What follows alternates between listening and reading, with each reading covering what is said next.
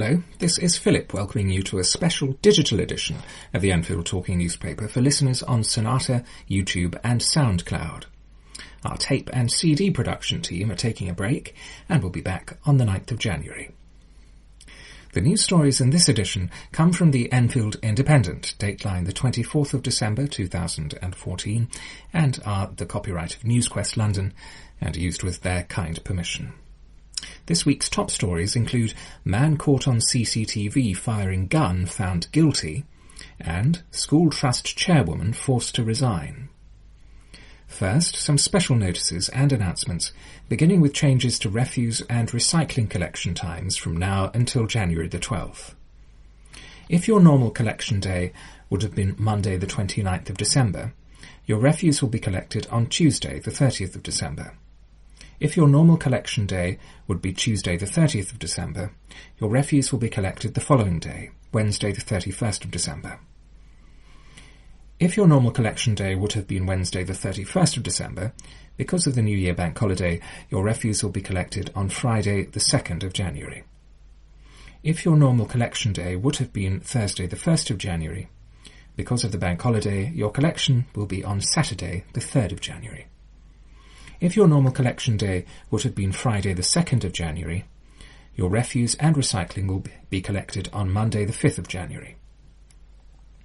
If your normal collection day would be Monday the 5th of January, your refuse will be collected on Tuesday the 6th of January. If your normal collection day would have been Tuesday the 6th of January, your collection day will be the following day, Wednesday the 7th of January. If your normal collection day would have been Wednesday the 7th of January, your refuse and rubbish will be collected on Thursday the 8th of January. If your refuse would have been collected on Thursday the 8th of January, your collection will be on Friday the 9th of January. And if your normal collection is on the Friday the 9th of January, your refuse and rubbish will be collected on Saturday the 10th of January. From Monday the 12th of January, both refuse and recycling collections will be as normal. If you receive a garden recycling collection and would like the local authority to collect and compost your Christmas tree, please put it out for collection with your garden waste on your usual collection day. Please remove all the decorations, pots and turf from your tree, as these cannot be recycled. If your tree is taller than 6 feet, please cut it down into smaller pieces. If you're unable to cut it down, you can take it to one of the following parks and leave it inside the park gate for collection by park staff: Pims Park, Bush Hill Park, Berry Lodge Gardens, Town Park, Jubilee Park, Albany Park, Arnos Park, Durrance Park, Broomfield Park, Tottenhall Sports Ground, Oakwood Park, Grovelands Park and Trent Park.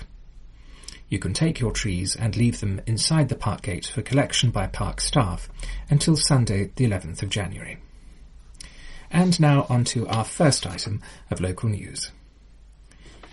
A man who fired a gun into a pool hall before turning the weapon on police has been convicted. Appearing at the Old Bailey last week, Sedat Merrick, aged 25, of Deansway, Edmonton, was found guilty of possession of a firearm with the intent to endanger life.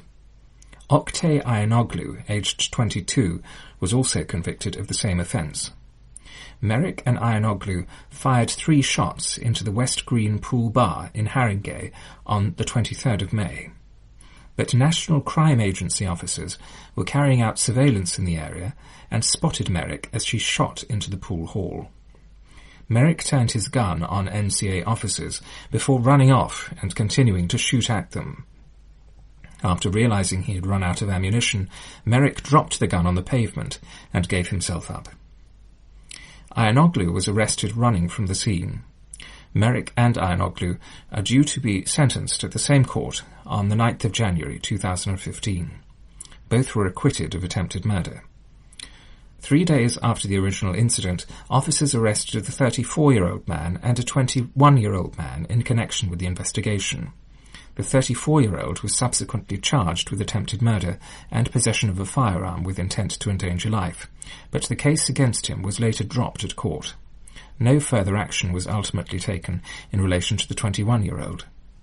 Detective Inspector Sean Fitzgerald of Trident Gang Command said Merrick went out that evening intent on causing fear and intimidation, and with no regard for who may got caught up in the crossfire. Shooting at officers of the law highlights his complete disregard. I commend the officers from the National Crime Agency for their bravery in the face of an armed man. It is sheer luck that no one was injured as a result of this incident, and it highlights the inherent dangers present when carrying a gun. Rob Lewin, head of the agency's Specialist Operations Unit, said the NCA officer demonstrated professionalism and bravery in the face of extreme danger. All NCA firearms officers are trained to the highest standards. The measured and proportionate actions of the officer protected the public in what was a highly volatile situation.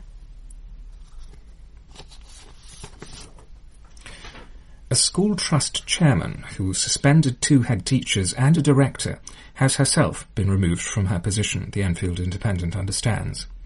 Andrew F. Thimu, chairman of the Cuckoo Hall Academy's trust, was voted unanimously off the Board of Trustees last week.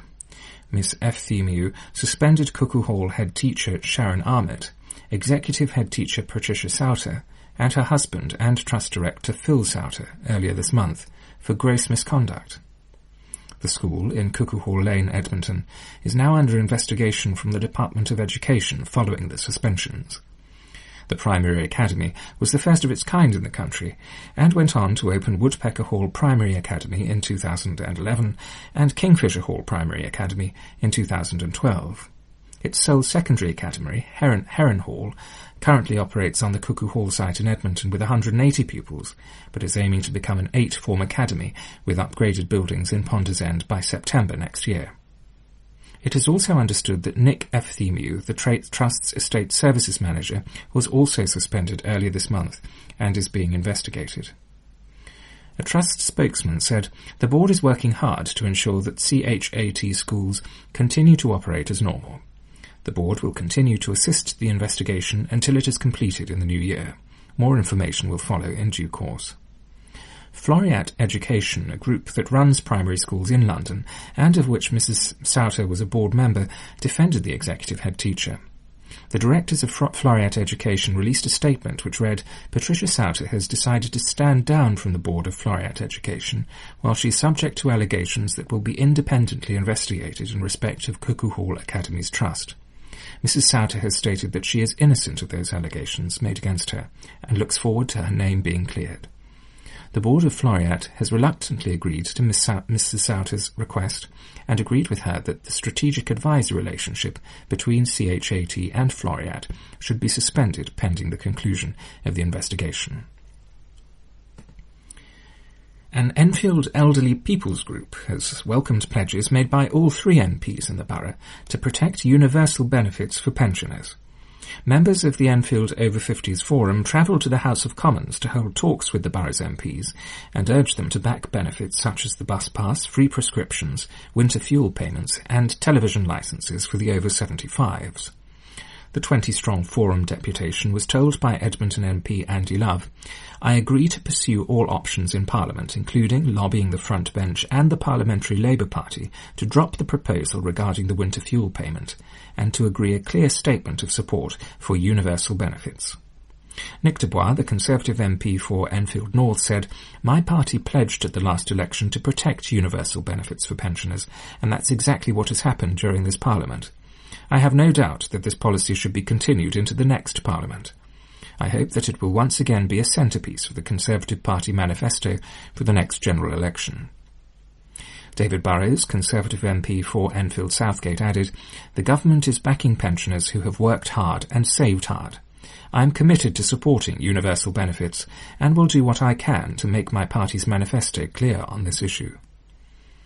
The Enfield Over 50s Forum President Monty Meth believes the benefits are key to maintaining living standards of older people. He added, "The cost of administering means testing would far outweigh any savings, because it is estimated that less than 5% of Britain's 11 million pensioners are top-rate taxpayers with an annual income of above £42,000. A statue has been given a new home outside Enfield Civic Centre after being discovered in the grounds of a school. The water feature dates from between the 1920s and the 1950s and was found at Oasis Academy Hadley in Bell Lane, Enfield, last year. The bronze statue of a smiling cherub holding a fish now sits outside the council's headquarters in Silver Street in Enfield.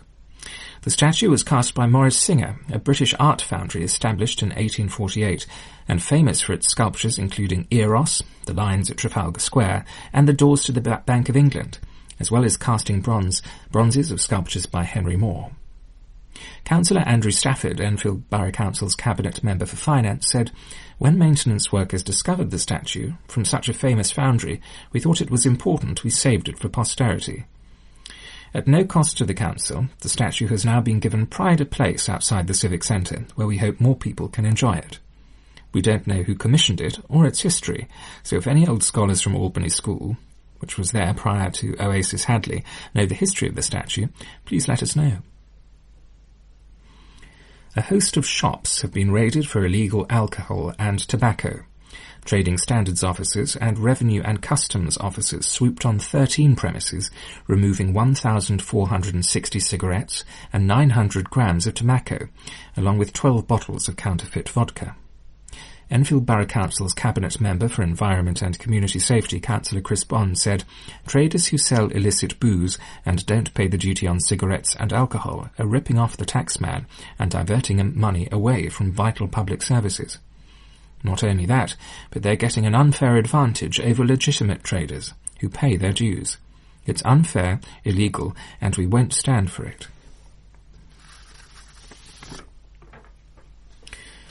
Police have released a picture of one of the most wanted men in London.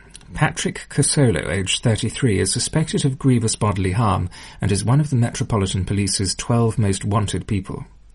The dozen includes a 64-year-old man wanted by Ealing Police who has 27 aliases and is accused of fleeing a series of bed-and-breakfast guest houses without paying, and another man, aged 26, wanted by Greenwich Police, who allegedly attacked a neighbour with a metal bar after an argument over loud music.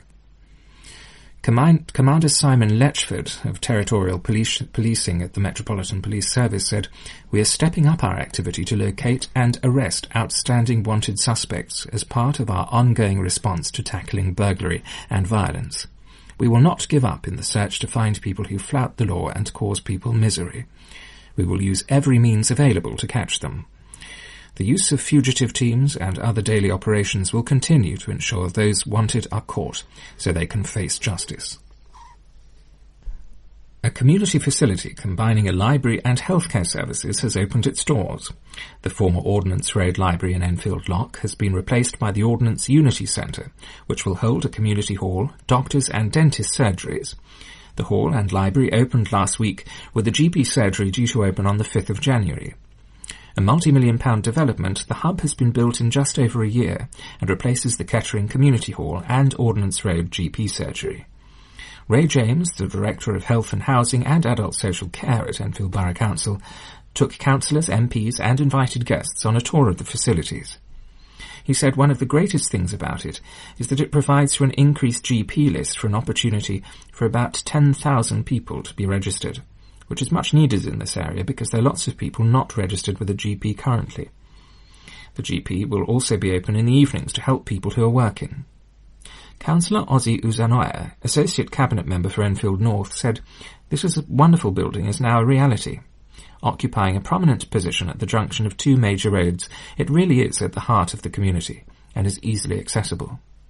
With careful attention to landscaping outside and defined areas inside for each independent service, the centre fulfills a great need in Enfield Lock. It has been welcomed with huge enthusiasm by the people who live here and will become an indispensable community building for people of all ages to use and enjoy." Jonathan Hall, Construction Director of Graham Construction, said, "We are tremendously proud to have played our part in delivering this excellent facility for the community in Enfield."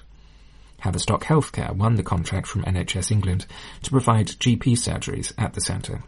Haverstock Chief Executive Dr Mike Smith said, "We are delighted to be awarded this contract and to be part of an exciting new venture creating a community health and well-being hub in this diverse, vibrant and multicultural area." Councillor Terry Neville, leader of the Conservative group on Enfield Council, added, "We very much welcome the completion of this excellent project, which started out life during the Conservative administration, and is particularly due to the efforts of the late Councillor Ruth Holmes, who represented Enfield Lock Ward, and Anne-Marie Pearce, who was chairman of the Health Scrutiny Panel at the time. It's another example of so many initiatives by the Conservatives that are slowly coming to fruition." Dancers will do the waltz, the salsa and the cha-cha in a dazzling show to raise money for a hospice. Couples will put their footwork to the test at this year's Dancing Strictly competition in support of the North London Hospice. The annual competition is supported by the Times and Independent series, and organisers hope to raise £20,000. 12 couples have now been selected and will be vying for the Glitterball Trophy at a showdown to be held at the Arts Depot in North Finchley on the 7th of February. But first, they'll be put through their paces by professional dance teachers during 8 intense sessions. Charlotte Matthews, event fundraiser for the hospice, said, "We are all really excited about this event, which we hope will be the best yet. I hope we can entice people from the community to come down to the event and support all of our amazing dancers. We've got a range of dancers. Most are doing the salsa, but some are also doing the waltz and the cha-cha." Over the coming weeks, the Times and Independent series will be profiling each couple in the run-up to the competition. This year's competition will be judged by dancer Derek Nightmaker and Thea Farrago, who won the 2013 contest, as well as famous names from the world of dance. Each couple has to raise £250 before the competition, with all proceeds going to the hospice. Tickets for the event cost £20 for adults, £10 for children, or £40 for a VIP package, which includes drinks on arrival and nibbles during half-time. The hospice has sites in Woodside Avenue, Finchley, and Barrowell Green in Winchmore Hill. A London Assembly member condemned the closure of tube station ticket offices next year. Joanne McCartney, who represents Enfield and Haringey, slammed the decision to close ticket offices at London Underground stations in the borough by October 2015. The borough is served by Cockfosters, Oakwood, Arnos Grove and Bounds Green tube stations. The Labour Assembly member claims 900 staff will be lost from tube stations across the capital as a result of the closures. She said more people than ever are using the tube network, yet Boris Johnson's cuts will mean there are hundreds fewer staff there to help passengers. It's outrageous that just a month after London has faced another round of fare rises, Boris Johnson plans to cut the service they're offered.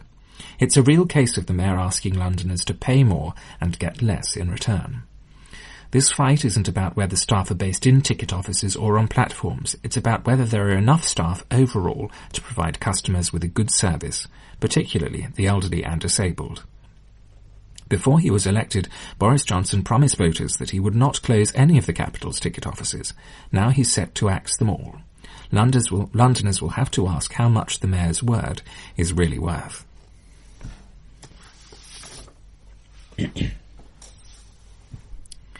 Primary school pupils learned about patients' life stories when they visited a hospice.